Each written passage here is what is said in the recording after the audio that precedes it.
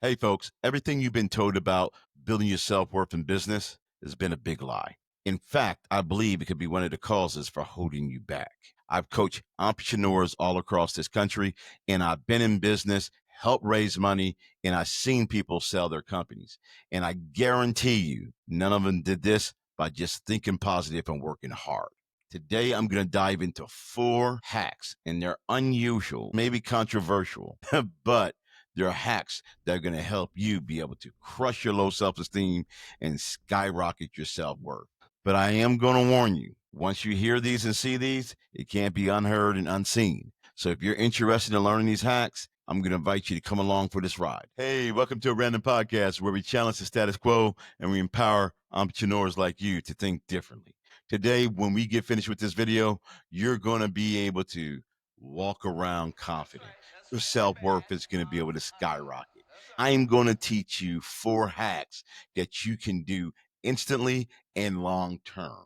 Number 2 and number 4, yeah, they're kind of deep. So you might want to check those out. Those are going to be the ones that are going to be part of your instant game plan. Let's go ahead and dive into number 1. You got to flame out. What do I mean by flame out? You got to flame out and fail quick and often, as many times as possible. I know you're going, what are you talking about, bruh? Failing quickly and often. Yes, I'm going to tell you that confidence, which builds up your self esteem and builds up your self worth, is a muscle. It's a muscle that must be exercised, just like your forearms, just like your chest. You have to get that work in at the gym, and you got to put the weights on there and give it resistance, and you got to continue to increase the weight as you build up.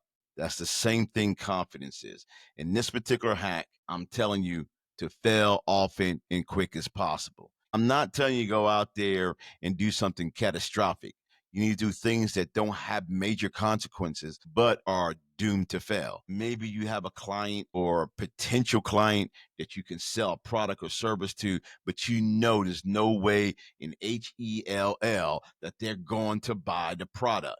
Why not put a whole presentation together and pitch it to them? Why not give it a shot? You know it's going to fail. And if it does, so what? That was your one opportunity to start building that muscle. Do other little ones just like that, little decisions. Maybe a bold email that you're sending out that you know is going to miss the point. Maybe there's going to be a promotion that you're going to do on a product that you know is going to miss the point. Do them over and over again.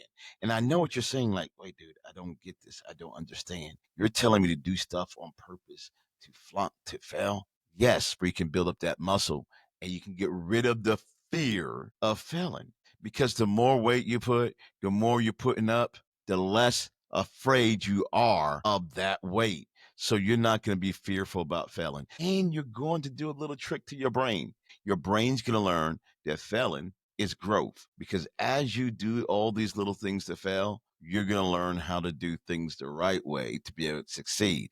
Therefore, your success is going to be greater. Try this one. I guarantee you, you're going to thank me for it. Number 2, I like this one. This is one of my favorite. I taught this to my daughter. I taught it to my son, and I just mentioned it to someone the other day. Role play, man. Role play. I'm talking about the clean version, all right? Role play. You got to learn to be an actor.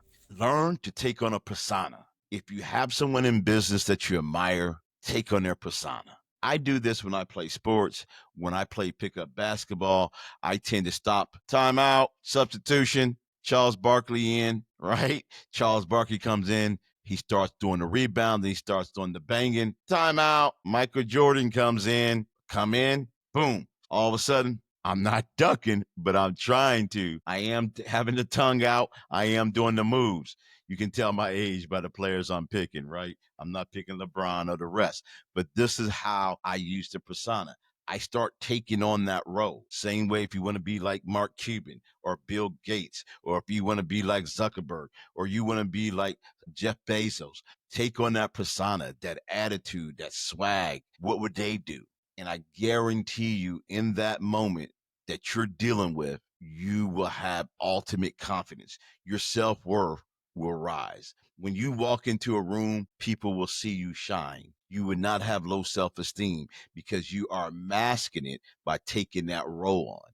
I'm going to go a step further. You can create your own alter ego. What I'm saying is that you can be another person. You can be like Kobe Bryant said, the Black Mamba. You can tap into another side of you, and you can be Hank and John, right? Hank ain't playing that. Hank is handling business. Hank says no. Hank looks at the dollars. Whatever it is, that persona, and you turn it on like a light switch. Either way, what you're going to learn traits, behaviors, and attitudes and confidence that allows you to overcome any fear that's there. Do this one every chance you get. I guarantee you're going to say, yo, that was ingenious. Let's go ahead and jump on to hack number three. Number three is less sexy. It's just straight to the point. So let me go ahead and give it to you. It's about controlling your fear. Anytime you have a business move and you're fearful about going left or right or what might happen, I want you to write down the worst case scenario that can happen. I want you to write down the best thing that possibly can happen because we as people tend to make a boogeyman out of a situation. I know I do this all the time. I start imagining every little thing there is, overthinking it, and thinking about the worst thing that can happen. And I start being nervous and having anxiety. And then my self esteem is low and my confidence is low, worth is low. So if anybody asks me a question about this, I'm not going to be confident in my answer because I'm worried. Well, if you put it down on paper, you're taking back the control because you're going to look at the emotional aspect and reactions that it could have. You're looking at the pluses and the minuses. Now you're putting it into a logical sense. Your brain has a logical part and emotional part, and you're taking the emotional part and you're bringing it over to logic. Therefore, you're taking the power and control away from fear. Fear is built in vagueness, and you're going to give it specifics and plans. You remove the power. It wasn't as sexy, but it is straight to the point and it's something that you can use, especially if you have big decisions coming down the pipeline. Now, number four. I told you number four is going to be one of my favorites.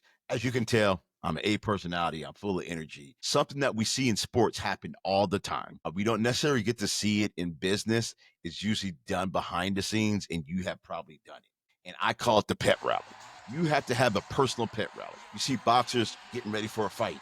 You see basketball players getting stretched out, getting ready for a game. You see track people stretch, right? Everybody's pumping themselves up. They're having a pep rally. As a speaker, when I used to come out on stage, I'll be in the back going like, yeah, let's go, right? I'll be pumping myself up.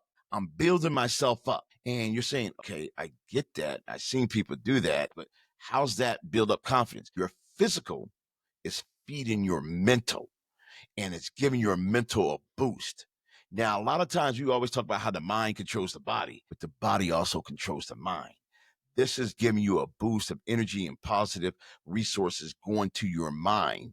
So that way you can deliver with confidence. I just did all that pumping, and you see the kind of confidence I'm coming with right now because I just did some pumping. Next time you got an important business meeting, next time you have to speak, next time you have to do a presentation, have a pep rally in the bathroom. Yeah, let's go, right?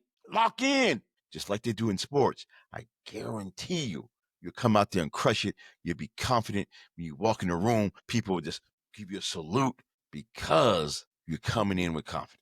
I gave you four hacks, and these are major hacks. You got to use them. Here's a video right here I did all about overcoming your fear. And here's the video over here helping you with other entrepreneur things. I'm going to challenge you. Use these four hacks in the next 4 days, and I guarantee you'll be successful. Put a like down there and give me some thumbs up. This is your boy J.I., a random podcast. I'll holla at you on the other side.